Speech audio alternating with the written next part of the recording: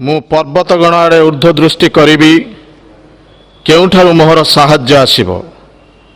मोहर साहाय्य सदा प्रभुंग ठारु आसे। से आकाश और पृथ्वी निर्माण कले। से तुम चरण को विचलित हेबाकु देबे नहीं। जे तुमको रक्षा करती से घुमाइबे नहीं। देख जे इस्राएल को रक्षा करती से घुमाइबे नहीं कि निद्रा जीवे नहीं। सदा प्रभु तुम्हार रक्षक। सदा प्रभु तुम दक्षिण पार्श्वर छाया। दिवस सूर्य कि रात्रि चंद्र तुमको आघात करिब नहीं। सदा प्रभु समस्त अमंगल तुमको रक्षा करिवे। से तुमर प्राण को रक्षा करिवे। आज ठारू सदाकाल सदा प्रभु तुमर बाहर जीवार और भितर आसबार रक्षा करिवे। प्रभु जीशु ख्रीष्टर प्रेममय नाम आपण मान प्रत्येक को यही वर्षर दशम मासर तृतीय विश्रामबार उपासना मध्य को स्वागत करे। प्रभु निश्चित भाव में महान परमेश्वर अटंती। यही दिन गुड़िक से आम मान जत्न तत्व नहीं तांकरी गौरवर अंशी होगापी साहाय्य करिसेंती। एवं निश्चित भाव से यही दिन गुड़िक आम मान प्रत्येक को प्रार्थना माध्यम वाक्य माध्यम कथा कहउछंती। जदिओ आम मान योग्यता नहीं किंबा धार्मिकता नहीं तथापि प्रभुंर अनुग्रह जोगु आम माने जीवित मान मध्य स्थान पाइछु। प्रभु गौरवान्वित हूँ। आज यही उपासना जितेबाला आम मैंने निज निज परिवार मध्य उपासना करुअछु। पिता परमेश्वर ताहांगर स्वर्गीय उपस्थिति आम मान मध्य प्रदान करी पवित्र आत्मा कर्तृक परिचालित करी प्रत्येक कथा कहतु। प्रार्थना करिबा। पवित्र पवित्र अति पवित्र स्वर्गीय पिता परमेश्वर आम मान सर्वशक्तिमान सर्वांतर्यामी सर्वव्यापी परमेश्वर प्रभु आम मैंने समय तुमर महानामर धन्यवाद गुणानुवाद संभ्रम प्रशंसा करुअछु। जेहेतु पिता तुम्हें सकल गौरव प्रशंसा पाइबा निमंते एकमात्र योग्य एवं शुभाजन परमेश्वर अट। स्वर्गीय पिता यह समय आम मैंने धन्यवाद दौछु। गत सप्ताह तुम आम मान सुरक्षा दल विभिन्न विपद आपद दुर्घटना रोग व्याधि मृत्यु संकटर समस्या उद्धार करी सुस्थ शरीर मनात्मा प्राण जीवित मान मध्य स्थान पाई तुम्हारी आराधना करने निमंते सुजोग देइअछ। एथिरे आम मानकर कौन योग्यता किंबा धार्मिकता नहीं पिता। यह केवल तुम्हार अनुग्रह अटे। आशीर्वाद कर तुम्हार इच्छा लोड़ी आम मानकर जीवन को जेपरी आम अर्थपूर्ण करने सहित तुम्हारी ग्रहण योग्य करने को पारू से निमंते पवित्र आत्मा चालना तुम्हें आम मान प्रत्येक को प्रदान कर। प्रार्थना करी धन्यवाद मध्य दौछु पिता। आज रही प्रातः काल तुम आम मान प्रत्येक तुम्हारी प्रिय दास कटक धर्मांचल बिशप महाश महाचार्य सुरेंद्र कुमार नंदन माध्यम कथा कहवा को जाऊछ। हे पिता आशीर्वाद कर तुम प्रिय दास तुम्हें पवित्र आत्मा नूतन अवगाहन दे व्यवहार कर। आम मान प्रत्येक पवित्र आत्मा कर्तृक परिचालित कर। जेपरी तुमर वाक्य तांकर मुख निश्रुत होगाक पारे एवं आम मैंने तुम्हारी रव श्रवण करने को पारू तुम्हार श्रीमुख दर्शन करने को पारू एवं आम मान जीवन को परिमार्जित करी तुम्हारी व्यवहार योग्य पात्र करने को पारू से निमंते साहाय्य कर पिता। वाक्य मध्य दे प्रशंसा मध्य दे सूचना एवं तत्सहित परिचालना एवं प्रत्येक विषय तुम्हार योजना तुम्हें यह उपासना सिद्ध कर। गौरव प्रशंसा संभ्रम तुम्हें जुगे जुगे पा।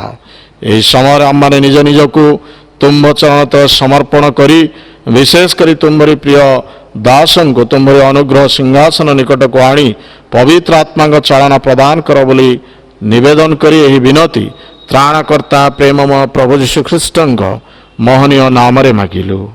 आमीन।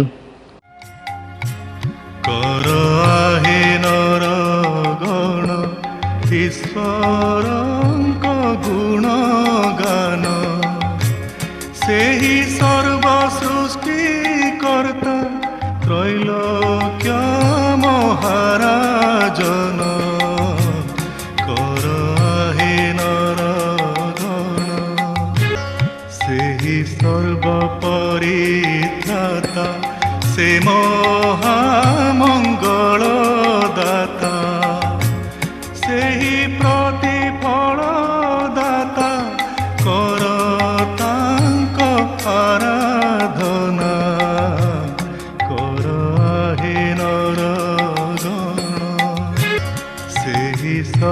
ସର୍ବଶକ୍ତିମାନ ଦୟାରେ ସେ ବିଭୂଷଣ ସେ ଅଟନ୍ତି ସର୍ବବ୍ୟାପୀ କର ତାଙ୍କ ଆରାଧନା କର ଆହେ ନରଗଣ ସେହି ମହାପରାକ୍ରମୀ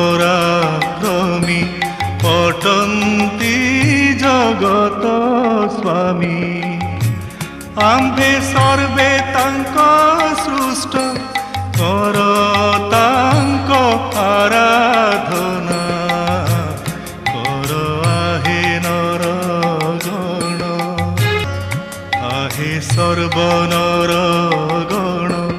ଗାଅ ତାଙ୍କ ଗୁଣଗାନ କେବଳ ପ୍ରଭୁ ଯିହୋବା ଆରାଧନାକୁ ଭାଜନ କର ଆହେ ନରଗଣ ଈଶ୍ୱରଙ୍କ ଗୁଣଗାନ ସେହି ସର୍ବ ସୃଷ୍ଟିକର୍ତ୍ତା ତ୍ରୈଲୋକ୍ୟ ମହାରାଜନ କର ଆହେ ନରଗଣ କର ଆହେ ନରଗଣ କର ଆହେ ନରଗଣ। रविवार ओडिया उपासना विज्ञापन।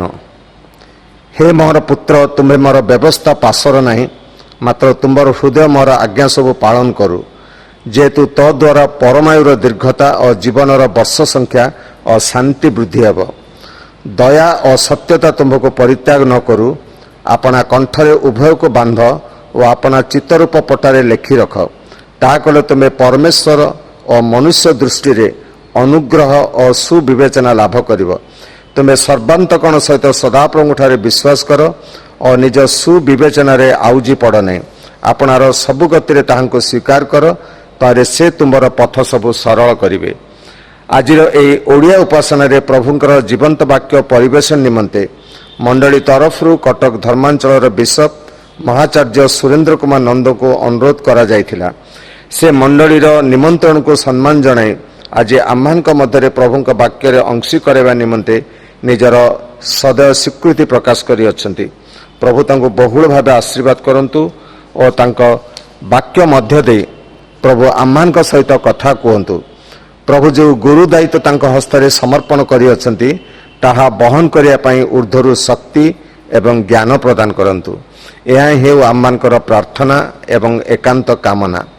एक दुखद संवाद मंडलीस्थ प्रत्येक अवगति निमंते प्रकाश करे जे ब्रह्मपुर हिलपाटना निवासी अरुण कुमार महाराणा पिता स्वर्गत किरण निधि महाराणा ज्येष्ठ पुत्र गत 8 अक्टोबर 2020 गुरुवार पूर्वाह्न 11:40 समय प्रभुंका आह्वान क्रमे ए पार्थिव गृह परित्याग करी ईश्वर सह चिरदिन वास करने निमंते ए पार्थिव जगत प्रस्थान करी अछंती। मृत्यु समय ताहांको 75 वर्ष बयस होइथिला। तांको मर शरीरर समाधि कार्य गत 9 अक्टोबर 2020 तारीख रे 9 घंटा समय ओडिया बाप्टिस्ट सीएनए कबरखाना रे समापन्न करा जाई अछि। मंडलीर पालक आचार्य अजय कुमार पात्रଙ୍କ द्वारा ए कबरस्थ कार्य करा जाई अछि। स्वर्गीय शांति एवं सांत्वना निमंते मांडलिक तथा व्यक्तिगत प्रार्थनार आवश्यकता रही अछि। कटक धर्मांचलर 50 वर्ष पूर्ति उपलक्षे वर्तमान दिनगुड़िकरे एक प्रार्थनार मुहूर्त अतिबाहित करा जाउअछि एवं गंजाम पास्टेट यूनियन प्रार्थना चलित मास 18 ठारू 25 तारिख पर्यंत पालन करुअछि जो आम मंडली मध्य अंतर्भुक्त। तेणु अक्टोबर मास 18 तारिख रविवार 21 तारिख बुधवार और 23 तारिख शुक्रवार मंडली तरफ विशेष विषय वस्तु को नहीं प्रार्थनार आयोजन करा जाई अछि। 18 अक्टोबर रविवार विशेष जंजीर प्रार्थनार आयोजन अंशग्रहण करचंती मंडली pastorate committee Sunday school WFCS Helen प्रार्थना गृहर उपासिका युव सहभागिता वरिष्ठ भातृ सहभागिता ख्रीष्टीय उद्योग समितिर सभ्य सभ्य वृंद। यह 18 तारिख रविवार प्रातः 6 घंटा ठारू आरंभ होई 19 ତାରିଖ ସୋମବାର ପ୍ରାତଃ 6 ଘଣ୍ଟା ସମୟରେ ଶେଷ ହେବ। ମଣ୍ଡଳୀର ପ୍ରାର୍ଥନା ଯୋଦ୍ଧାମାନେ 21 ତାରିଖ ଏବଂ 23 ତାରିଖ ଦିନର ରାତ୍ର ଉଜାଗର ଏବଂ ଉପବାସ ପ୍ରାର୍ଥନାର ସମୟକୁ ପରିଚାଳନା କରିବେ। ଏହି ସମସ୍ତ ବିଷୟର ଆୟୋଜନ ତଥା ସଫଳତା ନିମନ୍ତେ ବିଶେଷ ମାଣ୍ଡଳିକ ପ୍ରାର୍ଥନାର ଆବଶ୍ୟକତା ରହିଅଛି। ଶେଷରେ ମଣ୍ଡଳୀର ଭାରପ୍ରାପ୍ତ ପାଳକ ଆଚାର୍ଯ୍ୟ ଅଜୟ କୁମାର ପାତ୍ରଙ୍କୁ ଅନୁରୋଧ କରାଯାଏ ଆଜିର ଓଡ଼ିଆ ଉପାସନାର ବକ୍ତା right reverend Surendra Kumar Nanda bishop diocese of କଟକଙ୍କ ନିମନ୍ତେ ପ୍ରାର୍ଥନା ଉତ୍ସର୍ଗ କରିବେ। ପ୍ରଭୁ ଯେପରି ତାଙ୍କ ପ୍ରିୟ ଭକ୍ତ ଦାସଙ୍କୁ ଆଜି ଆମମାନଙ୍କ ମଧ୍ୟରେ ବ୍ୟବହାର କରିବେ ଏବଂ ତାଙ୍କ ମୁଖ ନିଃସୃତ ବାକ୍ୟ ମଧ୍ୟ ଦେଇ ପ୍ରତ୍ୟେକଙ୍କୁ କଥା କହିବେ। ଯେପରି ଶ୍ରୋତା ମଣ୍ଡଳୀ ଏହି କରୋନା ମହାମାରୀ ଦିବସ ଗୁଡ଼ିକରେ ଆହୁରି ଅଧିକ ପ୍ରଭୁଙ୍କ ନିକଟବର୍ତ୍ତୀ ହେବେ ଏବଂ ଈଶ୍ୱରଙ୍କର ଇଚ୍ଛା ଓ ଅଭିମତକୁ ଆବିଷ୍କାର କରିବେ। ପ୍ରଭୁ ପ୍ରତ୍ୟେକଙ୍କୁ ଆଶୀର୍ବାଦ କରନ୍ତୁ। ଆମେନ୍। ଆସନ୍ତୁ ଆମମାନେ ଆଜିର ଧ୍ୟାନ ନିମନ୍ତେ ପବିତ୍ର ଧର୍ମଶାସ୍ତ୍ରରୁ ଯେଉଁ ଅଂଶ ପାଠ କରିବା ତାହା ଆମମାନେ ପାଇବାକୁ ପାରିବା ପ୍ରଥମେ ପୁରାତନ ନିୟମରୁ ଏବଂ ଦ୍ୱିତୀୟରେ ନୂତନ ନିୟମରୁ। ପୁରାତନ ନିୟମରୁ ଦ୍ୱିତୀୟ ଏବଂ ରାଜାବଳୀ ତାର 20 ଅଧ୍ୟାୟ 1ରୁ 6 ପଦ ପର୍ଯ୍ୟନ୍ତ। ତହିଁରେ ଏପରି ଲେଖାଯାଏ, ସେ ସମୟରେ ହିଜକିୟଙ୍କର ସାଂଘାତିକ ପୀଡ଼ା ହୋଇଥିଲା। ତହିଁରେ ଆମୋସର ପୁତ୍ର ଜିସାୟ ଭବିଷ୍ୟତ ବକ୍ତା ତାଙ୍କ ନିକଟକୁ ଆସି କହିଲେ, ସଦାପ୍ରଭୁ ଏହି କଥା କହନ୍ତି, ତୁମେ ଆପଣା ଗୃହ ବିଷୟ ସଜାଡ଼, କାରଣ ତୁମ୍ଭେ ମରିବ, ବଞ୍ଚିବ ନାହିଁ। ଏଥିରେ ସେ କାନ୍ଥ ଆଡ଼େ ମୁହଁ ଫେରାଇ ସଦାପ୍ରଭୁଙ୍କ ନିକଟରେ ପ୍ରାର୍ଥନା କରି କହିଲେ, ହେ ସଦାପ୍ରଭୁ, ମୁଁ ବିନୟ କରୁଅଛି, ମୁଁ କିପରି ସତ୍ୟତାରେ ଓ ସିଦ୍ଧ ଅନ୍ତଃକରଣରେ ତୁମ୍ଭ ସମ୍ମୁଖରେ ଗମନାଗମନ କରିଅଛି ଓ ତୁମ୍ଭ ଦୃଷ୍ଟିରେ ଉତ୍ତମ କର୍ମ କରିଅଛି, ଏହା ଏବେ ସ୍ମରଣ କର। ଆଉ ହିଜକିୟ ଅତିଶୟ ରୋଦନ କଲେ। ଏଥି ଉତ୍ତାରେ ଜିସାୟ ନଗରର ମଧ୍ୟଭାଗକୁ ବାହାରି ଯିବା ପୂର୍ବେ ତାଙ୍କ ନିକଟରେ ପ୍ରଭୁଙ୍କ ବାକ୍ୟ ଉପସ୍ଥିତ ହେଲା, ଯାଅ, ଫେରିଯାଅ ଓ ଆମ୍ଭ ଲୋକମାନଙ୍କ ଅଧିପତି ହିଜକିୟଙ୍କୁ କୁହ, ସଦାପ୍ରଭୁ ତୁମ୍ଭ ପୂର୍ବପୁରୁଷ ଦାଉଦର ପରମେଶ୍ୱର ଏହି କଥା କହନ୍ତି, ଆମ୍ଭେ ତୁମ୍ଭର ପ୍ରାର୍ଥନା ଶୁଣିଲୁ, ଆମ୍ଭେ ତୁମ୍ଭର ଲୋତକ ଦେଖିଲୁ। ଦେଖ, ଆମ୍ଭେ ତୁମକୁ ସୁସ୍ଥ କରିବୁ। ତୁମ୍ଭେ ତୃତୀୟ ଦିନରେ ସଦାପ୍ରଭୁଙ୍କ ଗୃହକୁ ଯିବ, ଆଉ ଆମ୍ଭେ ତୁମ୍ଭର ଆୟୁ 15 ବର୍ଷ ବୃଦ୍ଧି କରିବା। ପୁଣି ଆମ୍ଭେ ତୁମକୁ ଓ ଏହି ନଗରକୁ ଅସୁରୀୟ ରାଜାର ହସ୍ତରୁ ରକ୍ଷା କରିବା। ଆଉ ଆମ୍ଭେ ଆପଣା ସକାଶୁ, ଆମ୍ଭ ଦାସ ଦାଉଦ ସକାଶୁ ଏହି ନଗରର ସପକ୍ଷ ହେବା। ଦ୍ୱିତୀୟ ଅଂଶ ଯାହାକି ଆମମାନେ ପାଇବାକୁ ପାରିବା, ଦ୍ୱିତୀୟ କରନ୍ଥୀୟ ତାର 2 ପର୍ବ 14ରୁ 16 ପଦ। ତହିଁରେ ଏପରି ଲେଖାଯାଏ, ଦ୍ୱିତୀୟ କରନ୍ଥୀୟ ତାର 2 ପର୍ବ 14ରୁ 16 ପଦ ପର୍ଯ୍ୟନ୍ତ।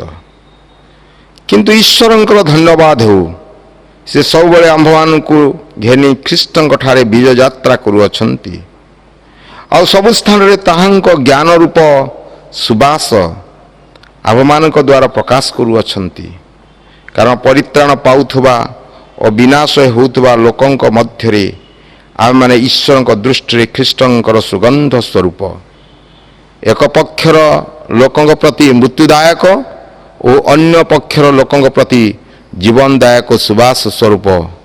ଆଉ ଏହି ସମସ୍ତ ନିମନ୍ତେ କିଏ ସମର୍ଥ? ପ୍ରଭୁ ଏହି ପଠିତ ବାକ୍ୟର ଗଭୀର ଅର୍ଥ ବୁଝିବା ନିମନ୍ତେ ଆମମାନଙ୍କୁ ପବିତ୍ର ଆତ୍ମାଙ୍କର ପ୍ରେରଣା, ଚାଳନା, ଉଦ୍ଦୀପନା ପ୍ରଦାନ କରନ୍ତୁ। ଆମେନ୍। ଆସନ୍ତୁ ବାକ୍ୟ ମଧ୍ୟକୁ ଯିବା ପୂର୍ବରୁ ନିଜ ନିଜକୁ ପ୍ରଭୁଙ୍କ ଚରଣ ତଳେ ସମର୍ପଣ କରି ପ୍ରାର୍ଥନା କରିବା।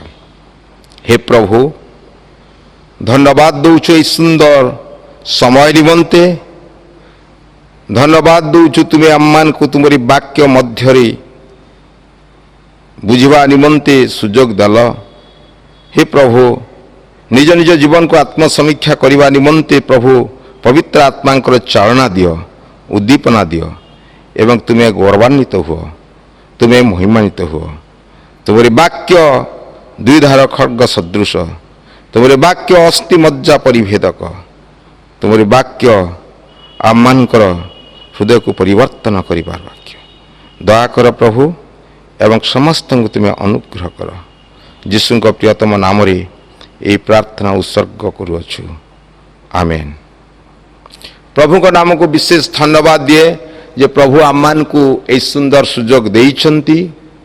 ଯଦ୍ୟପି ଆମମାନଙ୍କର ସାରା ପୃଥିବୀରେ କରୋନା ଭାଇରସ୍ କୋଭିଡ-19 ପାଣ୍ଡେମିକ୍ ଦ୍ୱାରା ସଂକ୍ରମିତ ଅନେକ ଆଜି ଏହି ଜଗତକୁ ମଧ୍ୟ ପରିତ୍ୟାଗ କରିଛନ୍ତି।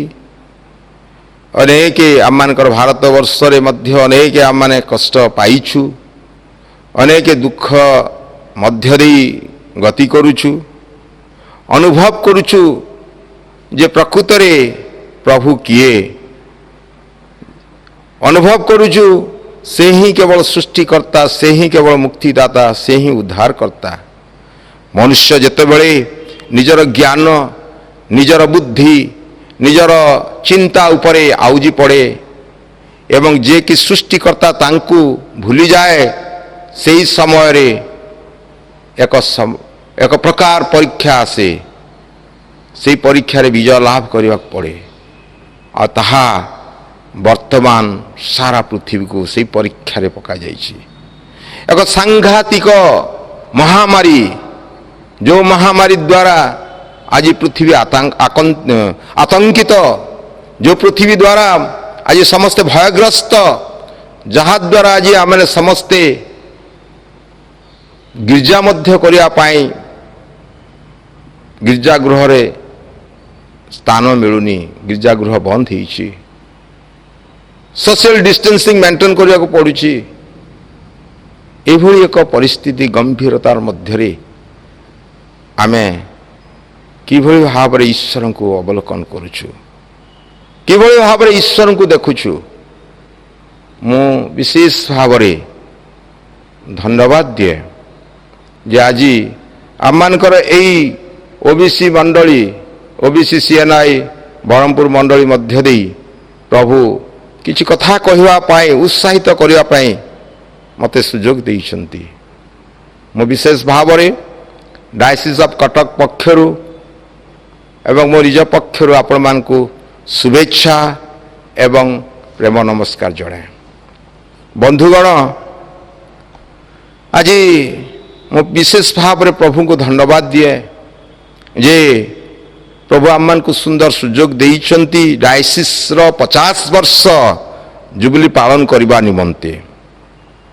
ଆଉ ଏ 50 ବର୍ଷ ଜୁବଲି ପାଳନ କରିବା ନିମନ୍ତେ କୌଣସି ପ୍ରକାର ଗୋଟେ ଜାକଜମକରେ କରିବା ତାହା ନୁହଁ, ବା ଏଭଳି ଭାବରେ ଖର୍ଚ୍ଚ କରିବା, ବିଭିନ୍ନ ପ୍ରକାର କାର୍ଯ୍ୟକ୍ରମ କରି ବାହା ନେବା ତାହା ଆମମାନଙ୍କର ଲକ୍ଷ୍ୟ ନୁହଁ। କିନ୍ତୁ ଆମମାନଙ୍କର ଡାଇସିସ୍ର ଅନେକ ପ୍ରାର୍ଥନା ପ୍ରେମୀ, ହିତାକାଂକ୍ଷୀ ଏବଂ ଯେଉଁମାନେ ପ୍ରେରଣା ପ୍ରଦାନ କରନ୍ତି, ସମସ୍ତଙ୍କୁ ନେଇ ଆମମାନଙ୍କର ଚିନ୍ତା ଆସିଲା ଯେ 50 ବର୍ଷ ପାଳନ କରିବା ବା ଗୋଲ୍ଡେନ୍ ଜୁବଲି ପାଳନ କରିବା ଡାଇସିସ୍ର, ଯଦି ପ୍ରାର୍ଥନାର ସହିତ ତାହା କରିବା, ଚେନ୍ ପ୍ରେୟାର, ଫାଷ୍ଟିଂ ପ୍ରେୟାର ଏବଂ ମିଡନାଇଟ୍ ପ୍ରେୟାର, ତାହେଲେ ନିଶ୍ଚୟ ପ୍ରଭୁ ଆମମାନଙ୍କୁ ଅନୁଗ୍ରହ ପ୍ରଦାନ କରିବେ। ଆଉ ତାହା ହିଁ ହେଇଛି। ତାହା ଆମେ 50 ଦିନ ପାଳନ କରିସାରିଛେ ଏବଂ 50 ଦିନ ପାଳନ କରିବା ସମୟରେ ଶେଷ ସପ୍ତାହକୁ ବିଶେଷ ଭାବରେ ପ୍ରାର୍ଥନା ମହୋତ୍ସବ ଭାବରେ ପାଳନ କରାଯାଇଥିଲା ଏବଂ ବିଭିନ୍ନ ସ୍ଥାନରୁ ବକ୍ତା ମହାଶୟମାନଙ୍କୁ ଆଣି ଆମେ ସେହି ସମୟରେ ଡାଇସିସ୍ ମଧ୍ୟରେ ଉତ୍ସାହିତ କରିଛୁ, ପ୍ରେରଣା ପାଇଛୁ ଏବଂ ଆତ୍ମସମୀକ୍ଷା କରିବାର ମଧ୍ୟ ସୁଯୋଗ ପାଇଛୁ। କେବଳ ସେତିକିରେ ଆମେ ସୀମିତ ରହିନାହୁଁ, କିନ୍ତୁ ସେହି 50 ଦିନ ପରବର୍ତ୍ତୀ ସମୟରେ ବିଭିନ୍ନ ମଣ୍ଡଳୀ ଗୁଡ଼ିକ ରହିଛି, ପାଷ୍ଟରେଟ୍ ୟୁନିୟନ ଗୁଡ଼ିକ ରହିଛି। ତେଣୁ ଆମେ ଦେଖିଲୁ ଯେ ଆମମାନଙ୍କର ଗଜପତି ପାଷ୍ଟରେଟ୍ ୟୁନିୟନ ପକ୍ଷରୁ ଆମେ ଆରମ୍ଭ କରିଛୁ ସେଇ ପ୍ରାର୍ଥନା 72 ଦିନ ପ୍ରାର୍ଥନା ଚାଲୁ ରହିଛି, ଅବ୍ୟାହତ ଚାଲୁ ରହିଛି। ଆଜି ମଧ୍ୟ ଆମମାନଙ୍କର ମେରମା ପାଷ୍ଟରେଟରେ ପ୍ରାର୍ଥନା ଚାଲୁ ରହିଛି। ପ୍ରାୟ ପ୍ରତ୍ୟେକ ପାଷ୍ଟରେଟ୍, ଯେଉଁ 8 ଗୋଟି ପାଷ୍ଟରେଟ୍ ମଧ୍ୟରୁ 7 ଗୋଟି ପାଷ୍ଟରେଟ୍ରେ ପ୍ରାର୍ଥନା ସରିଛି ଏବଂ ମେରମା ପାଷ୍ଟରେଟ୍ରେ ଆରମ୍ଭ ହୋଇଛି, ମେରମା ପାଷ୍ଟରେଟ୍ ଚାଲୁ ରହିଛି। ତତ୍ପରେ ଆସିବ ଗଞ୍ଜାମ ପାଷ୍ଟରେଟ୍ ୟୁନିୟନ, ତାପରେ ଆସିବ ପୁରୀ ପାଷ୍ଟରେଟ୍ ୟୁନିୟନ ଏବଂ ଶେଷରେ ଆମମାନଙ୍କର କଟକ ପାଷ୍ଟରେଟ୍ ୟୁନିୟନ। ଆଉ ଏହି ପ୍ରାର୍ଥନା ହେବା ଦ୍ୱାରା ଆମମାନଙ୍କର ଅନେକ ଫଳପ୍ରଦ ହେଇଛୁ, ଅନେକ ଉପକୃତ ହେଇଛୁ। ସେହି ସମୟରେ ମଧ୍ୟ ଅନେକ ସୁସ୍ଥତା ଲାଭ କରିଛନ୍ତି, ସେମାନେ ତାଙ୍କର ସାକ୍ଷ୍ୟ ଦେଇଛନ୍ତି। ସେହି ସମୟରେ କଇଁଥପଦା ପାଷ୍ଟରେଟ୍ରେ ଯେତେବେଳେ ପ୍ରାର୍ଥନା କରାଗଲା, ଚେନ୍ ପ୍ରେୟାର ବା ଜଞ୍ଜିର ପ୍ରାର୍ଥନା, ଫାଷ୍ଟିଂ ପ୍ରେୟାର ଆଉ ହୋଲ୍ ନାଇଟ୍ ପ୍ରେୟାର, ସେହି ସମୟରେ ଅନେକ ପ୍ରଭୁଙ୍କର ଉପସ୍ଥିତି ଉପଲବ୍ଧି କରିଛନ୍ତି, ଅନେକ ସୁସ୍ଥତା ଲାଭ କରିଛନ୍ତି, ଅନେକ ପ୍ରଭୁଙ୍କର ଗୌରବ କରିବାର ସୁଯୋଗ ପାଇଛନ୍ତି। ଏବଂ ସେମାନେ ଆମମାନଙ୍କର ଯେତେବେଳେ ସପ୍ତାହକ ଥରେ ଏହି ସାକ୍ଷ୍ୟମୟ ଏବଂ ପ୍ରାର୍ଥନାର ସମୟ ଆସେ, ତାହା ହେଉଛି ଶନିବାର ଦିନ 11:30 ସମୟରେ ଆରମ୍ଭ ହୁଏ ଏବଂ ସେହି ସମୟରେ ଅନେକ ସାକ୍ଷ୍ୟ ପ୍ରଦାନ କରିଛନ୍ତି ଯେ ଏହି ପ୍ରାର୍ଥନା କିଭଳି ଭାବରେ ଆମମାନଙ୍କର ବିଶ୍ୱାସୀ ବିଶ୍ୱାସିନୀମାନଙ୍କୁ ଅତି ନିକଟବର୍ତ୍ତୀ କରିପାରିଛି ଈଶ୍ୱରଙ୍କର।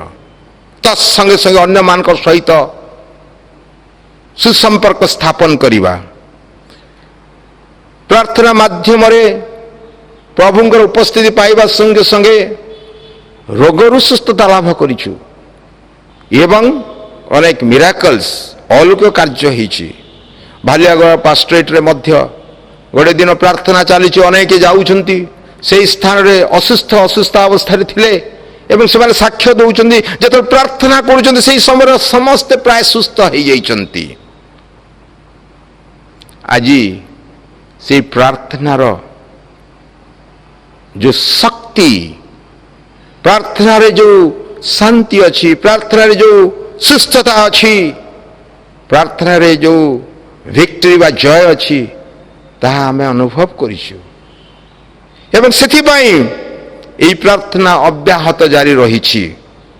ମୁଁ କହୁନି ଯେ ଆମମାନେ କେହି ପ୍ରାର୍ଥନା କରୁନୁ, ଆମେ କରୁଛେ, କିନ୍ତୁ ମାଣ୍ଡଳିକ ଭାବରେ ଏବଂ ଡାଇସିସ୍ ଭାବରେ, ଗୋଟେ ପାଷ୍ଟରେଟ୍ ୟୁନିୟନ ଭାବରେ ଯେଉଁ ପ୍ରାର୍ଥନା ଜାରି ରହିଛି, ତାହା ବର୍ତ୍ତମାନ ଆମମାନଙ୍କୁ ଅନେକ ଉତ୍ସାହ ପ୍ରଦାନ କରିଛି, ପ୍ରେରଣା ପ୍ରଦାନ କରିଛି। ଏହି ସ୍ଥାନକୁ ଯେତେବେଳେ ଆମେ ବାଇବେଲକୁ ଦେଖୁ, ସେହି ସ୍ଥାନରେ ଆମେ ପଢ଼ୁ ଯେ କିଭଳି ଭାବରେ ହିଜକିୟ ରାଜା ତାଙ୍କ ନିକଟକୁ ଯିଶାୟ ଭବିଷ୍ୟତ ବକ୍ତା ଯାଉଛନ୍ତି, କହୁଛନ୍ତି ହିଜକିୟ ତୁମ୍ଭେ ଆପଣ ଗୃହ ବିଷୟ ସଜାଡ଼, କାରଣ ତୁମେ ନିତାନ୍ତ ମରିବ, ତୁମେ ବଞ୍ଚିବ ନାହିଁ। ଜଣେ ବ୍ୟକ୍ତି ଯଦି ଆସିବ, ଜଣେ ପ୍ରଭୁଙ୍କର ଦାସ, ଏବଂ କହିବେ ମୋତେ ବା ଆପଣଙ୍କୁ ତୁମେ ନିତାନ୍ତ ମରିବ, ତୁମେ ବଞ୍ଚିବ ନାହିଁ, ତୁମେ ଶୀଘ୍ର ତୁମର ଗୃହ ବିଷୟ ସଜାଡ଼। ମୋତେ ଯଦି କିଏ କହନ୍ତି ଆସି ତୁମେ ବଞ୍ଚିବ ନାହିଁ, ତୁମେ ନିତାନ୍ତ ମରିବ, ମୃତ୍ୟୁବରଣ କରିବ, ଅତି ଶୀଘ୍ର ମରିବ, ତେଣୁ ତୁମର ଡାଇସିସ୍କୁ ବିଷୟ ସବୁ ସଜାଡ଼, ସେହି ସମୟରେ ମୋର ହୃଦୟ କିଭଳି ହେବ, ସେହି ସମୟରେ ମୋର ଚିନ୍ତାଧାରା କିଭଳି ହେବ। ହିଜକିୟ ସେ ସାଙ୍ଗେ ସାଙ୍ଗେ ପ୍ରଭୁଙ୍କ ଚରଣରେ ନିଜକୁ ସମର୍ପଣ କରୁଛନ୍ତି, ସେ ପ୍ରାର୍ଥନା କରୁଛନ୍ତି ପ୍ରଭୁଙ୍କ ନିକଟରେ, ସମ୍ପୂର୍ଣ୍ଣ ଭାବରେ ସେ ନିଜର ଜୀବନକୁ ପ୍ରଭୁଙ୍କ ଚରଣରେ ସମର୍ପଣ କରି ପ୍ରାର୍ଥନା କରୁଛନ୍ତି। ଏବଂ ତାଙ୍କର ପ୍ରାର୍ଥନା ହେଲା, ହେ ପ୍ରଭୁ, ଲେଖାଯାଏ ଯାହାକି ଆମେ ଦ୍ୱିତୀୟ ରାଜାବଳୀ ତାର 20 ଅଧ୍ୟାୟ ଏଠି ଲେଖାଯାଏ, ଏଥିରେ ହିଜକିୟ ସେ କ'ଣ କରୁଛନ୍ତି ନା ସେ କାନ୍ଥ ଆଡ଼େ ମୁହଁ ଫେରାଇ ସଦା ପ୍ରଭୁଙ୍କ ନିକଟରେ ପ୍ରାର୍ଥନା କହିଲେ, हे ସଦାପ୍ରଭୁ ମୁଁ ବିନୟ କରୁଅଛି ମୁଁ କିପରି ସତ୍ୟତାରେ ଓ ସିଦ୍ଧ ଅନ୍ତଃକରଣରେ ତୁମ୍ଭ ସମ୍ମୁଖରେ ଗମନାଗମନ କରିଅଛି ଓ ତୁମ୍ଭ ଦୃଷ୍ଟିରେ ଉତ୍ତମ କର୍ମ କରିଛି ଏହା ଏବେ ସ୍ମରଣ କର। ଆଉ ହିଜକ୍ୟ ଅତିଶୟ ରୋଦନ କଲେ। ହିଜକ୍ୟ ଅତିଶୟ ରୋଦନ କଲେ, ପ୍ରଭୁଙ୍କ ନିକଟରେ ନିଜକୁ ସମର୍ପଣ କଲେ। ସେ କାନ୍ଥ ଆଡ଼େ ମୁହଁ ଫେରାଇ ସଦାପ୍ରଭୁଙ୍କ ନିକଟରେ ପ୍ରାର୍ଥନା କଲେ। ପ୍ରାର୍ଥନା କିଭଳି ଭାବରେ ହିଜକ୍ୟଙ୍କୁ ପ୍ରଭୁଙ୍କ ନିକଟବର୍ତ୍ତୀ କରିବାରେ ଏବଂ ପ୍ରଭୁଙ୍କର ହୃଦୟକୁ ପରିବର୍ତ୍ତନ କରିବାରେ, ଅର୍ଥାତ୍ ପ୍ରଭୁ ତାଙ୍କର ପ୍ରାର୍ଥନା ଶୁଣିଲେ ଏବଂ ତାଙ୍କୁ ତାଙ୍କର ଭୁଲ ତ୍ରୁଟି ସବୁ କ୍ଷମା କରୁଛନ୍ତି ଏବଂ ସେ କହୁଛନ୍ତି ତୁମର ପ୍ରାର୍ଥନା ଆମ୍ଭେ ଶୁଣିଲୁ, ଆମ୍ଭେ ତୁମର ଲୋତକ ଦେଖିଲୁ, ଦେଖ ଆମ୍ଭେ ତୁମକୁ ସୁସ୍ଥ କରିବୁ। ଯେତେବେଳେ ସେ ସାଂଘାତିକ ରୋଗରେ ପୀଡ଼ାରେ କଷ୍ଟ ପାଉଛନ୍ତି ସେହି ସମୟରେ ସେ ପ୍ରାର୍ଥନା କରୁଛନ୍ତି ଏବଂ ପ୍ରଭୁ ତାଙ୍କର ସେ କଷ୍ଟକୁ ସେ ପୀଡ଼ାକୁ ଦୂର କରୁଛନ୍ତି। ଆଉ ସେ କହୁଛନ୍ତି ଆମ୍ଭେ ତୁମ୍ଭକୁ ସୁସ୍ଥ କରିବୁ, ତୁମ୍ଭେ ତୃତୀୟ ଦିନରେ ସଦାପ୍ରଭୁଙ୍କ ଗୃହକୁ ଯିବ ଏବଂ ସେ କହୁଛନ୍ତି ତୁମ୍ଭର ଆୟୁ ମଧ୍ୟ ଆମେ ବୃଦ୍ଧି କରିବା। 15 ବର୍ଷ ତାଙ୍କର ଆୟୁ ବୃଦ୍ଧି ଥିଲା। ବନ୍ଧୁଗଣ, ଆମେ ଯେ ପ୍ରାର୍ଥନା କରୁନାହୁଁ ତାହା ନୁହେଁ, କିନ୍ତୁ ଲେଖାଯାଏ ଦ୍ୱିତୀୟ ବଂଶାବଳୀ ତାର 7 ପର୍ବ ଆଉ 14 ପଦ ଯଦି ପଢ଼ୁ, ଅନେକ ଥର এই ଅଂଶଟି ଆମେ ପଢ଼ି ଆସୁଛୁ। এই ସମୟରେ এই କରୋନା ଭାଇରସ ସମୟରେ ଅନେକ ଥର ଆମେ ପାଠ କରିସାରିଛୁ। ଅନେକ ଥର ଆମମାନେ ବିଭିନ୍ନ ବକ୍ତାଙ୍କ ମୁଖରୁ ଶୁଣି ଆସିଛୁ ଏବଂ ଏହି ସ୍ଥାନରେ ଏଭଳି ଲେଖାଯାଏ, ଯଦି ଆମେ ପଢ଼ୁ ଏହି ସ୍ଥାନରେ, ଯେବେ ଆମ୍ଭ ନାମରେ ବିଖ୍ୟାତ ଆମ୍ଭ ଲୋକମାନେ ଆପଣମାନଙ୍କୁ ନମ୍ର କରି ପ୍ରାର୍ଥନା କରିବେ ଓ ଆମ୍ଭର ମୁଖ ଅନ୍ୱେଷଣ କରିବେ, ଆପଣଙ୍କୁ ନମ୍ର କରିବେ ଏବଂ ଆମ୍ଭର ମୁଖ ଅନ୍ୱେଷଣ କରି ଆପଣ ଆପଣ କୁପଥରୁ ଫେରିବେ, ତେବେ ଆମ୍ଭେ ସ୍ୱର୍ଗରୁ ଶୁଣିବା ଆଉ ସେମାନଙ୍କର ପାପ କ୍ଷମା କରିବା। ତାହେଲେ ଆମେ ନିତାନ୍ତ ଅଯୋଗ୍ୟ, ମାନେ ପାପୀ ଦିନହୀନ, ଆମେ ପାପ କରିଛୁ। ଆଜି ସାରା ପୃଥିବୀ ପ୍ରଭୁଙ୍କୁ ଭୁଲି ଯାଇଛୁ, ଯଦ୍ୱାରା କି ଆଜି ଏଭଳି ଏକ ସାଂଘାତିକ ଏପିଡେମିକ୍ ନୁହଁ କିନ୍ତୁ ପାଣ୍ଡେମିକ୍, ଅର୍ଥାତ୍ ମହାମାରୀ। সেই ମହାମାରୀ ଦ୍ୱାରା ସମସ୍ତେ ସଂକ୍ରମିତ ଅନେକ ଏବଂ ଆଜି ଜୀବନର ଅନିଶ୍ଚିତତା ଭିତରେ ଆମେ ଗତି କରୁଛୁ, ଭୟ ଭିତରେ ଗତି କରୁଛୁ। କେତେବେଳେ କାହାକୁ ଏଇ କୋଭିଡ-19 ସଂକ୍ରମିତ କରିବ, ସଂକ୍ରମଣ କରିବ, ତାହା ଆମେ ଜାଣିପାରୁନା। ଆଉ ଏଇଭଳି ପରିସ୍ଥିତିରେ ଆମେ କ'ଣ କରିବା? ଆମ୍ଭ ନାମରେ ବିଖ୍ୟାତ ଆମ୍ଭ ଲୋକମାନେ, ଆମେ ହେଉଛୁ ସମସ୍ତେ ତାଙ୍କର ବିଶ୍ୱାସୀ ବିଶ୍ୱାସିନୀ, ତାଙ୍କରି ଲୋକମାନେ ଆପଣଙ୍କୁ ନମ୍ର କରି ପ୍ରାର୍ଥନା କରିବା। କାହିଁକି ନମ୍ର ୱାର୍ଡଟା ଲେଖାଗଲା? ଅନେକ ସମୟରେ ଆମେ ନମ୍ରତା ସ୍ୱୀକାର କରିନଥାଉ, ଅନେକ ସମୟରେ କୁପଥରୁ ଫେରି ନଥାଉ। କନଫେସନ୍ ଅଫ୍ ସିନ୍, ଆମେ ହମ୍ବଲି ନିଜକୁ ନମ୍ର କରିବା, ନିଜକୁ ପ୍ରଭୁଙ୍କ ଚରଣରେ ସମର୍ପଣ କରିବା, এই বিষয় অনেক সময়ে অভাব রয়েছে। যদি দ্বিতীয় আমি ফিলিপিয় মণ্ডলী নিকটকু তার 2 পর্ব পড়ু, সেই স্থানে কিভাবে ভাবে ফিলিপিয় মণ্ডলীকে প্রেরিত পাউল লেখুଛନ୍ତି যে যীশু খ্রিস্ট কিভাবে ভাবে নিজକୁ সম্পূর্ণ ভাবে সমর্পণ করুଛନ୍ତି, সে আপনাকে নম্র করুଛନ୍ତି। লেখা যায় এই স্থানের 5 পদ যদি পড়িবা, 2 পর্বর 5 পদ, ଖ୍ରୀଷ୍ଟ ଯୀଶୁଙ୍କର ଯେପରି ମନ ଥିଲା ତୁମମାନଙ୍କର ମନ ସେହିପରି ହଉ। ସେ ଈଶ୍ୱର ରୂପୀ ହେଲେ ଈଶ୍ୱରଙ୍କ ସହିତ ସମାନ ହୋଇ ରହିବା ନିଜ ନିମନ୍ତେ ଧରି ରଖିବା ବିଷୟ ମନେ କଲେ ନାହିଁ, କିନ୍ତୁ ମନୁଷ୍ୟ ସଦୃଶ ହୋଇ ଦାସ ରୂପ ଧାରଣ କରି ଆପଣଙ୍କୁ ଶୂନ୍ୟ କଲେ। ସେ ଦାସ ରୂପ ଧାରଣ କଲେ, ନିଜକୁ ସମ୍ପୂର୍ଣ୍ଣ ଭାବରେ ଶୂନ୍ୟ କଲେ। ତାଙ୍କର ମନ ଯେପରି ଥିଲା ତୁମମାନଙ୍କର ମନ ସେହିପରି ହଉ। ତାଙ୍କର ମନ କ'ଣ ଥିଲା? ସେ କିଭଳି ଥିଲେ? ଆଜ୍ଞାବହତା, ନମ୍ରତା, ଖ୍ରୀଷ୍ଟ ଥିଲେ ନମ୍ର, ସେ ଈଶ୍ୱରଙ୍କର ଆଜ୍ଞାବହତ ସ୍ୱୀକାର କରିଥିଲେ। ତାଙ୍କର ଆଦର୍ଶ କିଭଳି ଥିଲା? ସାକ୍ରିଫିସିଆଲ ଲଭ୍। ତାଙ୍କର ଚିନ୍ତାଧାରା କିଭଳି ଥିଲା? ଅନ୍ୟକୁ ଉଦ୍ଧାର କରିବା। ଖ୍ରୀଷ୍ଟଙ୍କର ମନ କିଭଳି ଥିଲା? ସେଇ ମନ ଥିଲା ପ୍ରେମ କରିବା। ସେଇ ମନ ଥିଲା ସମ୍ପୂର୍ଣ୍ଣ ନିଜକୁ ଶୂନ୍ୟ କରିବା। ଖ୍ରୀଷ୍ଟଙ୍କର ମନ ଥିଲା ନିଜକୁ ନତ କରିବା। ଏବଂ ତାଙ୍କର ଯେଉଁମାନେ ସନ୍ତାନ ସନ୍ତତି, ଯେଉଁମାନେ ତାଙ୍କର ଶିଷ୍ୟ ଶିଷ୍ୟା, ସେମାନେ ମଧ୍ୟ ସେଇଭଳି ହେବା ଉଚିତ, ନମ୍ର ହେବା। ଆମେ ଜାଣୁ ମୋଶା ସବୁଠାରୁ ପୃଥିବୀର ନମ୍ର ବ୍ୟକ୍ତି ଭାବରେ ପ୍ରଭୁ ଈଶ୍ୱର ତାଙ୍କୁ ଗଣନା କରିଛନ୍ତି। ନମ୍ରତା ଆଜି ମୁଁ ଦେଖି ଆସୁଛି ଆମ ଭିତରେ ନମ୍ରତାର ଅଭାବ ଅଛି। ଦ୍ୱିତୀୟ ବିଷୟ ହେଲା ଆମମାନେ ଈଶ୍ୱରଙ୍କ ନିକଟକୁ ଫେରିବା, କୁପଥରୁ ଫେରିବା।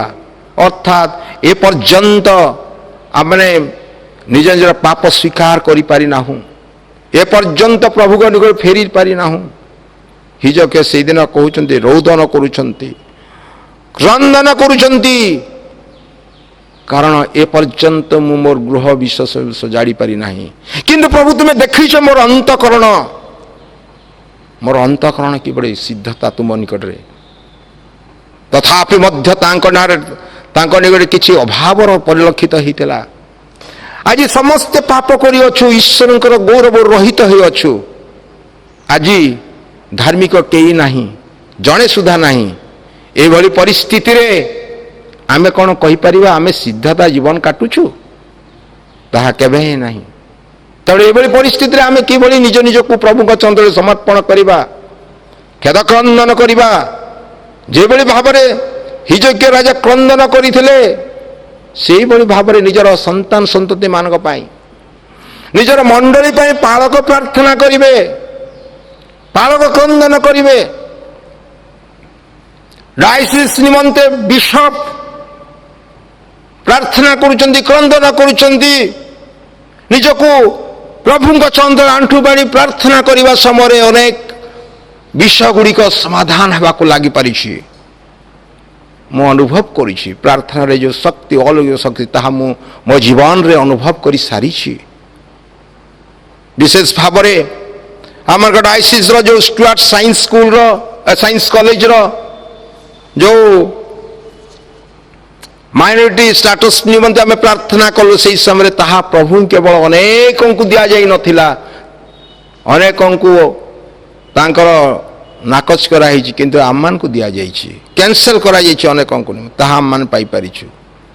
ବକଲି ଗାର୍ଲସ ହାଇସ୍କୁଲର ଏମ୍ସି କମିଟି, ମ୍ୟାନେଜମେଣ୍ଟ କମିଟିର ଯେଉଁ ମେମ୍ବର୍ସ ମାନଙ୍କୁ ତାହା ଗ୍ରହଣ ହୋଇନଥିଲା, ତାହା ବର୍ତ୍ତମାନ ଗୃହୀତ ହୋଇପାରିଛି।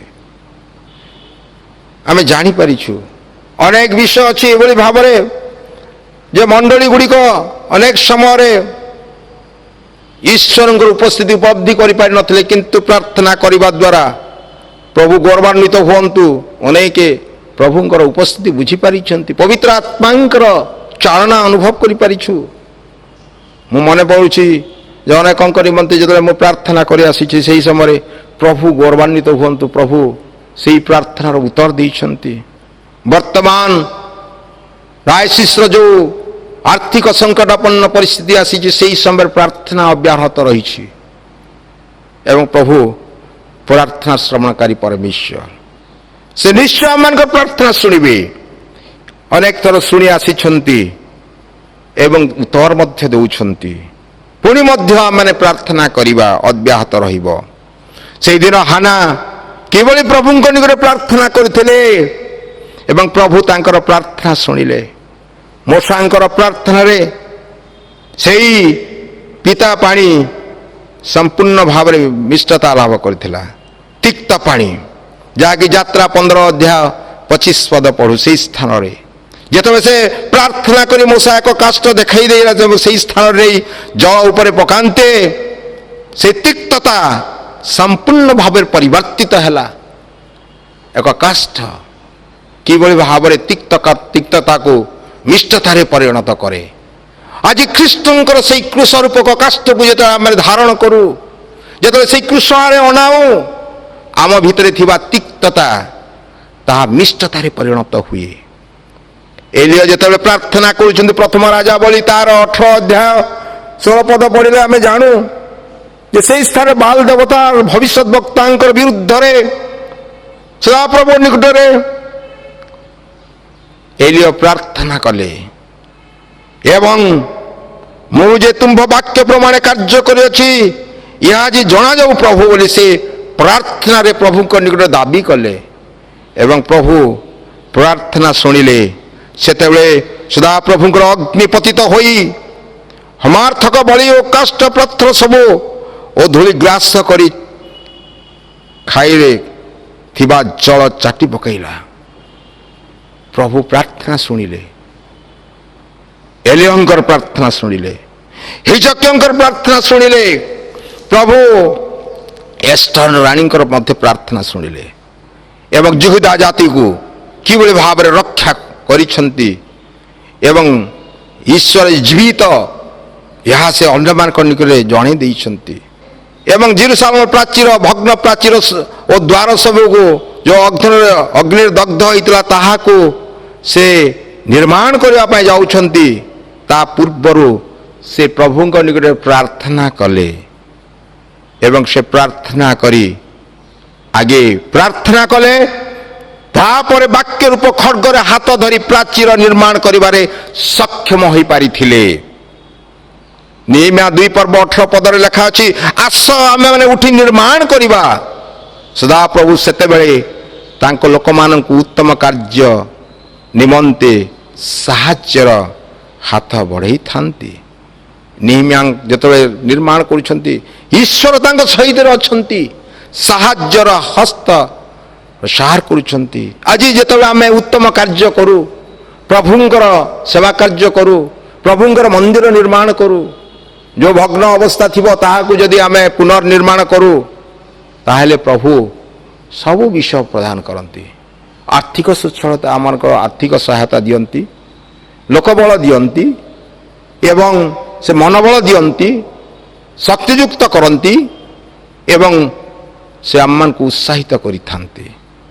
ଆଜି କ'ଣ ଆମେ ସେଇଭଳି ଭାବରେ ପ୍ରାର୍ଥନା କରୁଛୁ କି? କୌଣସି କାର୍ଯ୍ୟ କରିବା ପୂର୍ବରୁ ପ୍ରାର୍ଥନାର ଏକାନ୍ତ ଆବଶ୍ୟକ। ଆୟୁବଙ୍କର ପ୍ରାର୍ଥନା ପ୍ରଭୁ ଶୁଣିଲେ। 42 ପର୍ବ 10 ପଦରେ ଲେଖାଯାଏ, ଆୟୁବ ମିତ୍ରମାନଙ୍କ ନିମନ୍ତେ ପ୍ରାର୍ଥନା କରିବାରୁ ଈଶ୍ୱର ସେମାନଙ୍କର ବନ୍ଦୀ ଅବସ୍ଥାର ପରିବର୍ତ୍ତନ କଲେ। କେବଳ ସେତିକି ନୁହେଁ, ଆୟୁବଙ୍କୁ ତାଙ୍କର ପୂର୍ବ ସମ୍ପଦ 2 ଗୁଣ ପ୍ରଦାନ କଲେ। ମା ମାନଙ୍କର ଅନେକ ସମୟରେ ଆମେ ଦେଖୁ ଯେ ପ୍ରାର୍ଥନା କରିବା ଦ୍ୱାରା ଅନେକ ସମୟରେ ଆମମାନଙ୍କୁ ପ୍ରଭୁ ଆଶ୍ଚର୍ଯ୍ୟ କାର୍ଯ୍ୟ କରିବା ପାଇଁ ସାହାଯ୍ୟ କରିଥାନ୍ତି। ଇଣ୍ଟରସେସରୀ ପ୍ରେୟାର ଯେତେବେଳେ ଆମେ କରୁ ସେହି ସମୟରେ ପ୍ରଭୁ ସେମାନେ ଆମର ପ୍ରାର୍ଥନା ଶୁଣି ଅନେକଙ୍କୁ ଯେଉଁମାନେ କରୋନା ଭାଇରସ ଦ୍ୱାରା ସଂକ୍ରମିତ ହୋଇଛନ୍ତି ସେମାନେ ସୁସ୍ଥତା ଲାଭ କରୁଛନ୍ତି। ଯେଉଁମାନେ ବିଭିନ୍ନ ପ୍ରକାର ରୋଗ ଦ୍ୱାରା ସଂକ୍ରମିତ ହୋଇଛନ୍ତି, ରୋଗ ଚିକିତ୍ସା କରାଯାଉଛି, ସେମାନଙ୍କ ନିମନ୍ତେ ପ୍ରାର୍ଥନା କରାଯାଉଛି, ସେମାନେ ସୁସ୍ଥତା ଲାଭ କରି ପ୍ରଭୁଙ୍କ ନିକଟକୁ ଆସୁଛନ୍ତି। ଆମେ ପ୍ରଭୁଙ୍କୁ ଧନ୍ୟବାଦ ଦେଉ। ସେ ହିଁ କେବଳ ସୁସ୍ଥକାରୀ ପରମେଶ୍ୱର, ସେ ହିଁ କେବଳ ଆମମାନଙ୍କର ଏକମାତ୍ର ସତ୍ୟ ଜୀବିତ ପ୍ରଭୁ ପରମେଶ୍ୱର। ତେଣୁ ଆଜି ଆମମାନେ ନିଜକୁ ସମ୍ପୂର୍ଣ୍ଣ ଭାବରେ ପ୍ରଭୁଙ୍କ ଚରଣ ତଳେ ନମ୍ର କରି ପ୍ରାର୍ଥନା କରିବା, ବିନମ୍ର ଭାବରେ ଏବଂ ତାଙ୍କରି ମୁଖ ଅନ୍ୱେଷଣ କରିବା। ଦେଶ ସୁସ୍ଥତା ଲାଭ କରିବ, ସମସ୍ତେ ସୁସ୍ଥତା ଲାଭ କରିବା। ଆଜି ଯେତେବେଳେ ସମସ୍ୟା ଗୁଡ଼ିକ ଦେଖୁଛୁ ବର୍ତ୍ତମାନ କିଭଳି ଭାବରେ ଦୁଷ୍କର୍ମ ଗୁଡ଼ିକ ହେଉଛି, କିଭଳି ଭାବରେ ବିଭିନ୍ନ ସ୍ଥାନରେ ଡକାୟତି ଚାଲିଛି, ଲୁଟ୍ ଚାଲିଛି, ଜଷ୍ଟିସ୍ ମିଳୁନି। ବର୍ତ୍ତମାନ ଯେଉଁମାନେ ନିରୀହ କୌଣସି ପ୍ରକାର କୁକାର୍ଯ୍ୟରେ ଲିପ୍ତ ନୁହନ୍ତି ସେମାନଙ୍କୁ ଆଜି ଦଣ୍ଡ ଦିଆଯାଉଛି। ଆଜି କ'ଣ? ପ୍ରଭୁଙ୍କ ନିକଟରେ କିନ୍ତୁ ପ୍ରାର୍ଥନା କରିବା ଦ୍ୱାରା ପ୍ରଭୁ ଆଶ୍ଚର୍ଯ୍ୟ ଭାବରେ ସେ ଆମମାନଙ୍କର ପ୍ରାର୍ଥନାର ଉତ୍ତର ଦେବେ। ତେଣୁ ପ୍ରାର୍ଥନାରେ ଆମେ ନିଜକୁ କ'ଣ ସମର୍ପଣ କରିଛୁ କି? କାରଣ ପ୍ରାର୍ଥନା ଈଶ୍ୱରଙ୍କ ସହିତ କଥୋପକଥନ। ପ୍ରାର୍ଥନା କରିବା ଦ୍ୱାରା, ବିଶେଷ ଭାବରେ ଫାଷ୍ଟିଂ ପ୍ରେୟାର କରିବା ଦ୍ୱାରା ପ୍ରଭୁ ଅଧିକ ନିକଟବର୍ତ୍ତୀ ହୋଇଥାନ୍ତି।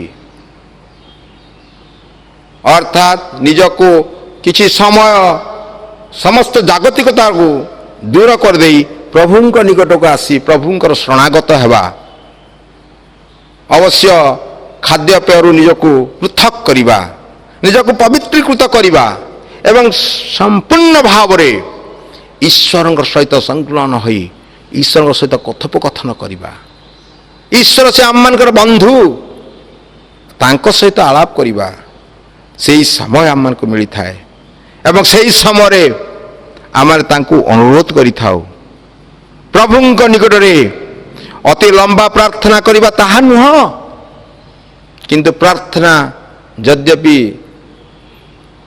कम समय मध्य करू किंतु ताहा शक्तिशाली हेबा निमंते अनेक समय नहीं थाए जड़े व्यक्ति कहउछंती मु 2 मिनिट प्रार्थना करिबा निमंते 2 घंटा लागे प्रस्तुति निमंते एवं सेही 2 घंटा प्रस्तुति मते साहाय्य करिथाए ईश्वर उपस्थिति एवं तत्परे मु 2 मिनिट प्रार्थना करे सेही प्रभु से 2 मिनिट प्रार्थना रे मते उत्तर दियंते से दिन आमे देखो किभଳି भाବରେ पितर विपद सम्मुखीन हेले एवं जेतेबेले सेही बुड़ी जाउछंती सेही समय रे से प्रार्थना करुछंती हे प्रभु मते रक्षा कर केवल सेही गोटे सेंटेंस हे प्रभु रक्षा कर केता पूर्व से केते पर्यंत से निजको प्रस्तुत करिथिले कारण सदा प्रभु आम्मानकर आश्रय बल दुर्दशा काल अति निकटवर्ती सहाय से आम्मानकर आश्रय से आम्मानकर सहित अछंती एबे मध्य कारण आमाने तांकर संतान संतति से आम्मान को कहउछंती जहा कि आमाने द्वितीय करंथ्य तार 2 पर्व 14 रु 16 पद जते आमे पढू सेही स्थान रे प्रेरित पाउल माध्यम रे प्रभु आम्मान को कहउछंती तुमे माने कोन ना तुमे माने ख्रीष्टंकर सुगंध स्वरूप 15 पदरे लिखा जाए कारण परित्राण पाउथबा विनाश होउथबा लोकमानक मध्य आम माने ईश्वर दृष्टि ख्रीष्टंक सुगंध स्वरूप ख्रीष्टंकर सुगंध स्वरूप हेबा सुवासित हेबा लिखा जाए 16 पदरे जीवनदायक सुवास स्वरूप आम माने अटू ए सब हेबा ने किए समर्थ 14 पदरे देखू किंतु ईश्वर धन्यवाद हो से सब बेले आम्बान को घेनी ख्रीष्टंकर विजय यात्रा करू अछंती आ सब स्थान रे ताहांक ज्ञान रूप सुवास आम्मान द्वारा प्रकाश करू अछंती ज्ञान रूप सुवास आम्मान द्वारा प्रकाश करूछंती आम्माने ताहांकर संतान संतति आम्मान को से दायित्व देइछंती एवं आम्माने जणे जणे तांकर सुषमाचार प्रचारक सुसंवाद को अन्य मान निकट नहीं पहुंचेबा प्रेरित पाउल कहउछंती जहा कि रोमियो तार 1 पर्व 16 पदरे विशेष भाव से कहउछंती समस्त आमे जानू जे से समस्त को जोर दे कहउछंती जे मु सुसमाचार प्रचार करबा पई केबे लज्जा बोध कर नाही किंतु कोन कहउछंती आ गोटे विषय से कहउछंती सुसमाचार प्रचार करबा निमंते लज्जा बोध कर नाही कारण यदि 1 पर्व रोमियो 1 पर्व 16 पद पढ़ू कारण मु सुसमाचार संबंध लज्जा बोध करे नहीं जणु ताहा प्रत्येक विश्वासी पक्षरे परित्राण निमंते ईश्वर शक्ति अटे परित्राण निमंते ईश्वर शक्ति सुसमाचार रूपक शक्ति ताहा परित्राण जो मैंने पाउछंती आज से परित्राण बाहक होउछ आम माने आमे से सुसंवाद को आम बही अन्य मान निकट को नहीं जाउछु विजय यात्रा करूछु एई अंधकार मध्य विजय यात्रा करुछु आ से ईश्वर धन्यवाद हो से सब बेले आंबाबानु घेनी ख्रीष्टंक ठारे विजय यात्रा करूछंती आमे सेही विजय यात्रा आमान को नहीं से करूछंती एवं आमाने मध्य ईश्वर दृष्टि ख्रीष्टंकर सुगंध किंतु आज मु देखे मते लज्जा लगे अनेक समय ईश्वर लोक मान विषय जिते आम को अन्य माने जिते कमेंट्स करती आजिकल ख्रीस्टियान ये से आगुरी जो भली थिले ताहा नहीं आम आम कि भाव में ईश्वर से सुसंवाद को सुसमाचार को अन्य मान पहुंचेबा आम आज दुर्गंध हो जाइए सुगंध आनी ताहले किभली भाव में से निकट में पहुंचेबा सुभाषित हवा ख्रीष्टंकर सुगंध स्वरूप किभली हो पारिबा कौन प्रकृति में मु सुगंध स्वरूप हो पारि कि मोर से ख्रीष्टंकर से सुगंध को मु अन्य मान निकट पहुंचे पारि कि कार्य द्वारा मोर जीवन द्वारा आचार व्यवहार द्वारा किंतु मु देखुछि सुगंध परिवर्ते दुर्गंध अन्य माने देखुछंती मोर जीवन को पर्यालोचना करुछंती मोर जीवन हूँ गोटे खोला चिट्ठी एक सुषमाचार तेणु मु कौन आज से नम्र चित्त प्रभुंकर सेवक भाव में कार्य करि कि मु कौन आज मोर अहं भाव को देखुछि कि आत्मबणिमा अच्छी कि मु कौन उत्तम सेवक सेविका हो पारि कि मु जड़े भल विश्वासी हो पारि कि यही समय मु अन्य मान सेवा करि पारि कि यदि ताहा नुह एते दूर पर्यंत मोर प्रार्थना प्रभुंक निकट सुग्राह्य हब केते दूर पर्यंत मो प्रार्थना द्वारा आम देश सुस्थता लाभ करिब केते दूर पर्यंत मोर परिवार आज सुस्थता लाभ करिवे मोर मंडली लाभ करिवे सुस्थता आज मो निमंते ताहा प्रश्न आह्वान निमंते प्रश्न प्रत्येक विश्वासी विश्वासी मान दायित्व रही समस्त निमंते प्रार्थना करिबा समस्त को निज प्रार्थना स्मरण करिबा एवं प्रभु से मध्य दे गौरवान्वित हेबे निज निज परिवर्तन करिबा निज जीवन को परिवर्तन करिबा एवं पचारिबा प्रभु मो द्वारा तुम्हें ओ गौरव होइछ कि मु कौन से तुम सुबास को से सुगंधि को अन्य मान पहुंचे पारुछि यदि ताहा नुह आज मध्य समय अच्छी आज मध्य प्रभु तांकर पवित्र आत्मा द्वारा आम मान को चालना दौरान कथा कहते यही मुहूर्त प्रभु आम मान को कथा कहते हे मोर संतान हे मोर पुत्र हे मोर कन्या तुम्हें कौन निज जीवन को परिवर्तन करिछ तुम्हें कौन से सुबास को अन्य मान निकट पहुंकई देइछ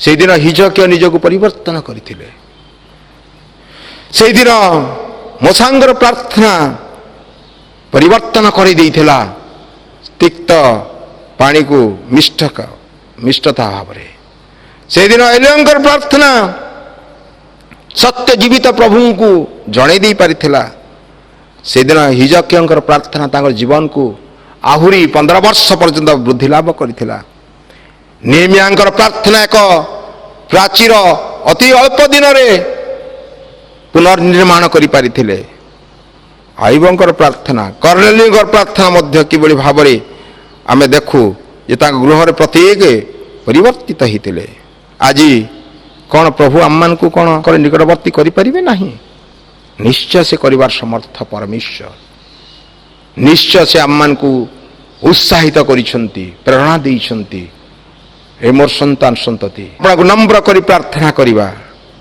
ताहले से निश्चय आम प्रार्थना शुणिबे से आम पाप क्षमा करने को समर्थ परमेश्वर अटंती देश को सुस्थता देवे मंडली को सुस्थता देवे परिवार को सुस्थता देवे मो निज को मध्य से सुस्थता देवे समस्त दया अनुग्रह और करुणार परिपूर्ण आम स्वर्गीय पिता परमेश्वर आम मैंने यही समय धन्यवाद दौचु तुम्हें तुम जीवंत वाक्य मध्य दे तुमरी दास बिशप महासंघ माध्यम कथा कहीअछ हे पिता आशीर्वाद कर जेपरी आमे माने सदा सर्वदा तुम सहित प्रार्थना रे लागी रहिबा को पारो आपना आपना को नम्र करिबा को पारो तुम निकट रे नत करी जीवन को तुम निमंते उन्नत करने को पारो से निमंते साहाय्य कर कारण पिता तुम मान जीवन रे एक समर्पित हृदय आशा करिथाओ ताहा ही तुमर इच्छा अटे आम मान जीवन गर्व दाम्भिकता एवं विभिन्न प्रकार शैतानिक प्रवृत्ति एवं जगतर विभिन्न प्रकार चाप आम मान प्रत्येक बशीभूत न करू पिता कौन सी विषय आम मान तुम्हारी प्रेम विच्छिन्न न करू जेपरी आम मैंने तुम्भ सहित लगी रहिबु एवं तुम्भे आम्भ सहित लगी रहिब एवं आम मैंने जीवन में तुम्हारी निमंते प्रचुर फल फलू से निमंते साहाय्य कर पिता इस समय तुम दास मध्य तुम बाहुल्य भाव आशीर्वाद कर आगामी दिन गुड़िक कटक धर्मांचल जो गुरुदायित्व विश्व भाव देछ ता सुसंपादन करी तुमर महानाम को उच्चीकृत करने सहित जीवन में अन्य मान निमंते साक्ष्य बहन करने निमंते साहाय्य कर तुमरी सुरक्षा तुमरी स्वर्गीय चालना तुम प्रिय दास सहवर्ती हूँ यही समय मध्य पिता प्रार्थना करुअछु प्रत्येक परिवार निमंते आम मैंने धन्यवाद दौछु तुम नाम नामित होइथिबा प्रत्येक ख्रीष्टीय परिवार मंडलीर प्रत्येक परिवार तुम्हें ए पर्यंत जत्न तत्व नहीं अछ तन्मध्य दे तुम्हें तुमरी विश्वस्तता अनुग्रह दया एवं प्रेम को प्रकाश करियछ आशीर्वाद कर पिता आमने जेपरी मध्य जीवन में विश्वस्त रही तुम्हार इच्छा एवं योजना को जीवन में साकार करने को पारो से निमंते साहाय्य कर प्रार्थना करुअछु मध्य पिता जो माने विभिन्न भाव में धन्यवाद नैवेद्य सकल देइअछंती से प्रत्येक भंडार को तुम्हें पूर्ण कर से जहाँ इच्छा रही अछि ताहा जदि तुम दृष्टि ग्रहणीय होता है सकल विषय पूर्ण करी से जीवन को तुम्हें साक्ष्य पूर्ण कर पिता प्रार्थना मध्य करुअछु पिता इस समय कटक धर्मांचल आनुकूल्य जो प्रार्थना मुहूर्त गुड़िक चली अच्छी आज दिन ठार आरंभ करी आगामी 25 तारीख पर्यंत आम मान गंजाम पास्टेट यूनियन रे से प्रार्थनार समय अतिबाहित आम माने करिबु जो थी कि आम मान मंडली मंडलीर प्रार्थना योद्धा माने अंतर्भुक्त अटंती पिता आशीर्वाद कर आम मान प्रार्थना को संपूर्ण पवित्र सूची कर कारण पिता हुए तो आम मान जीवन कलुषता आम मान पाप तुम्भ ठारू आम मान दूर रखु थाई पारे आशीर्वाद कर समर्पित हृदय आम मैंने जो प्रार्थना सकल उत्सर्ग करूँ तार उत्तर जेपरी प्राप्त हुई आगामी समय तुम्हार अनुग्रह को देखी तुमको धन्यवाद देवु से निमंते साहाय्य कर तन्मध्य दे आम मैंने निजर जीवन को परिवर्तित करने सह मांडलिक जीवन धर्मांचल मध्य आत्मिक जीवन रे जपरी परिवर्तन आसवा को पारे से निमंते साहाय्य कर बोली निवेदन करुअछु तुम पवित्र आत्मा चालना यही दिन गुड़िकर अधिष्ठान करू प्रत्येक प्रार्थना योद्धा मान शक्तियुक्त अर्थपूर्ण भाव में तुम्हें यही दिन गुड़िकर व्यवहार करी गौरव प्रशंसा तुम्हें पाओ प्रार्थना मध्य करुछु ए समय भाई अरुण कुमार महाराणा परिवार निमंते हाँ पिता आम माने तुम्हार प्रिय दासंग निमंते प्रार्थना करिथिलु किंतु पिता तुम्हार इच्छा जहाँ रही अच्छी ताहा बुझा निमंते आम मैंने अक्षम मनुष्य सकल अटू कारण आम मान समय सब तुम्हारी हस्तगत अटे तुम्हें तुम्हारी समय तुम्हार प्रिय दासंग तुम्हारी कोल को नहीं अच्छ पिता इस समय शोक संतप्त परिवार को आम मैंने तुम्हारी सिंहासन निकट को आणुअछु हे पिता तुम्हारी स्वर्गीय शांति सहावस्थान सांत्वना यही परिवार प्रत्येक सहवर्ती हूँ यही दिन गुड़िक तुम्हें से शून्य स्थान को पूर्ण कर तुम्हें से इमानुएल परमेश्वर हुओ जेपरिक पिता से यही वियोग को विस्मरण हुई तुम्हारी प्रेम विश्वस्तता अनुग्रह को स्मरण करू करू जीवन चलापथरे आग को बढ़ा को पारती से निमंते साहाय्य कर बोली निवेदन करुअछु प्रत्येक चक्षुर अश्रु को तुम्हें पोछि दे सांत्वना प्रदान कर पिता प्रार्थना मध्य करी धन्यवाद दौछु जो मानकर सुस्थता निमंते आम मैंने प्रार्थना करूँ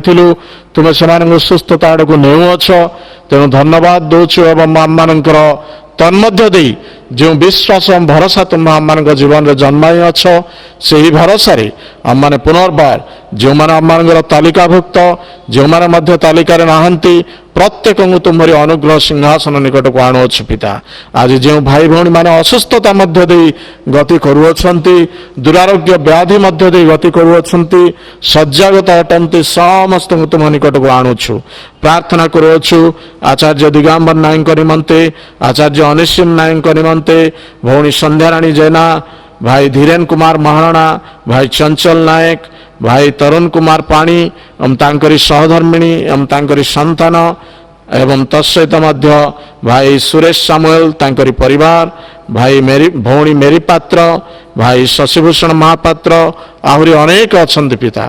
ପ୍ରତ୍ୟେକ ଆଜି ବିଭିନ୍ନ ପୀଡ଼ାରେ ପୀଡ଼ିତ ଅଟନ୍ତି ଏବଂ ପିତା ସେମାନେ ତୁମ ପ୍ରତି ଆପଣା ଦୃଷ୍ଟି ଫେରାନ୍ତି। ଅନୁଗ୍ରହ କର ପିତା। ଆମମାନେ ସ୍ୱୀକାର କରୁଅଛୁ ଆମମାନେ ପାପୀ ମନୁଷ୍ୟ ଅଟୁ ପିତା। ଆମମାନଙ୍କର ପାପ ପ୍ରଚୁର ଅଟେ, ତଥାପି ତୁମେ ଆମମାନଙ୍କୁ କ୍ଷମା କରି ଆମମାନଙ୍କର ପ୍ରାର୍ଥନା ଶୁଣୁଅଛ, ତେଣୁ ଧନ୍ୟବାଦ ଦେଉଛୁ। ଏହି ସମୟରେ ପିତା ଭଗ୍ନଚୂର୍ଣ୍ଣ ଅନ୍ତଃକରଣର ସହିତ ଆମମାନେ ଏହି ସମସ୍ତ ଭାଇ ଭଉଣୀମାନଙ୍କୁ ତୁମରି ଅନୁଗ୍ରହ ସିଂହାସନ ନିକଟକୁ ଆଣୁଅଛୁ। ଯଦି ଆମମାନଙ୍କର ପାପ ରହିଅଛି, ଯଦି ସେମାନଙ୍କର ପାପ ରହିଅଛି, ଦୟାକରି କ୍ଷମା କର ପିତା। ଆମମାନଙ୍କର ପ୍ରାର୍ଥନାରେ କର୍ଣ୍ଣପାତ କର, କାରଣ ତୁମେ ଏକମାତ୍ର ସୁସ୍ଥକାରୀ ପରମେଶ୍ୱର, ପରମ ବୈଦ୍ୟ, ପରମ ଚିକିତ୍ସକ ଅଟ। ସୁସ୍ଥତା ତୁମ ନିକଟରୁ ଆଗତ ହୋଇଥାଏ। ଆମମାନେ ତୁମର ଆଶ୍ଚର୍ଯ୍ୟ କ୍ରିୟା ଯେହେତୁ ଗତ ଦିନ ଗୁଡ଼ିକରେ ଦେଖିଅଛୁ, ସେହି ଭରସାରେ ପୁନର୍ବାର ଏମାନଙ୍କୁ ତୁମ ଚରଣ ତଳକୁ ଆଣୁଅଛୁ। ତୁମ ଆପଣାର ସେହି କଣ୍ଟାବିଧ ହସ୍ତର ଆଶ୍ଚର୍ଯ୍ୟ ସ୍ପର୍ଶ ପ୍ରଦାନ କରି ଏହି ସମସ୍ତ ଭାଇ ଭଉଣୀମାନଙ୍କ ଶଯ୍ୟାକୁ ପରିବର୍ତ୍ତିତ କର, ଯେପରି ସେମାନେ ଆଗାମୀ ଦିନ ଗୁଡ଼ିକରେ ତୁମର ସାକ୍ଷ୍ୟ ବହନ କରିବାକୁ ପାରିବେ, ତୁମର ଗୁଣାନୁବାଦ କରିବାକୁ ପାରିବେ, ସୁସ୍ଥ ଶରୀର ମନାତ୍ମା ପ୍ରାଣରେ ରହି ତୁମରି ବ୍ୟବହାର ଯୋଗ୍ୟ ହେବାକୁ ପାରିବେ। ସେଥିନିମନ୍ତେ ସାହାଯ୍ୟ କର। ଧନ୍ୟବାଦ ଦେଉଛୁ। ଆଜିର ଉପାସନାର ପ୍ରାରମ୍ଭରୁ ଶେଷ ପର୍ଯ୍ୟନ୍ତ ତୁମ୍ଭ ଆମମାନଙ୍କ ସହିତ ରହିଲ। ତୁମରି ବାକ୍ୟ ମଧ୍ୟ ଦେଇ କଥା କହିଅଛ। ବାକ୍ୟକୁ ନିଜସ୍ୱ କରି ଜୀବନର ପ୍ରତ୍ୟେକଟି ପର୍ଯ୍ୟାୟରେ କାର୍ଯ୍ୟକାରୀ କରିବା ପାଇଁ ସାହାଯ୍ୟ କର। ପ୍ରାର୍ଥନାରେ ଅଯୋଗ୍ୟତା ଥିଲେ ଦୟାରେ କ୍ଷମା ଦିଅ। ନିଜ ନିଜକୁ ଦିବସର ଅବଶିଷ୍ଟାଂଶ ସମୟକୁ ତୁମ୍ଭ ଅନୁଗ୍ରହ ସିଂହାସନ ନିକଟରେ ସମର୍ପଣ କରି, ବିଶେଷ କରି ତୁମରି ପ୍ରିୟ ଦାସଙ୍କୁ ତୁମ ଚରଣ ତଳକୁ ଆଣି ପ୍ରାର୍ଥନା ତ୍ରାଣକର୍ତ୍ତା ପ୍ରେମମୟ ପ୍ରଭୁ ଯୀଶୁଖ୍ରୀଷ୍ଟଙ୍କ ମହନୀୟ ନାମରେ ମାଗିଲୁ, ଆମେନ୍।